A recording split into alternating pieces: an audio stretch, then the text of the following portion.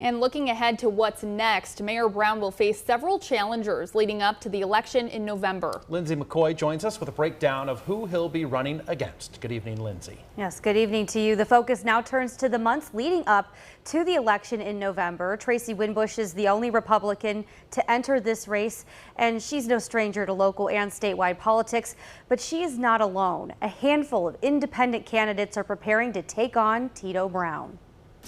We've got to change the whole mindset of the whole city. A crowded lineup of candidates will meet Tito Brown on the November ballot. The most familiar name, former Ohio GOP Treasurer Tracy Winbush.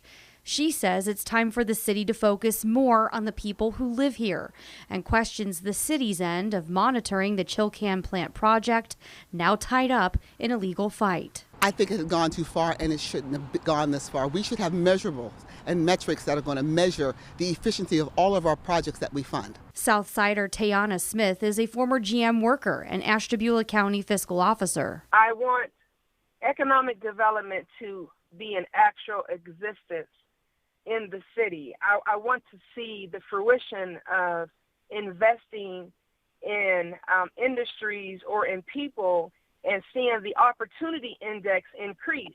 Richard Hill is focused on crime prevention, public services, and fiscal responsibility. Well, my number one thing is to create civic infrastructure. Also lining up to run, independent candidate John White and 91-year-old veteran and Youngstown native Calvin Hill Sr.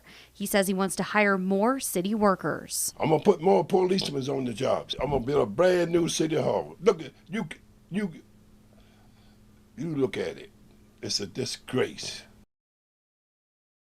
Yeah, a lot of opinions, and the economy really the forefront of a lot of the issues that they're focused on. I'll be back a little bit later on in the newscast to chat about all of this and much more with members of our political panel.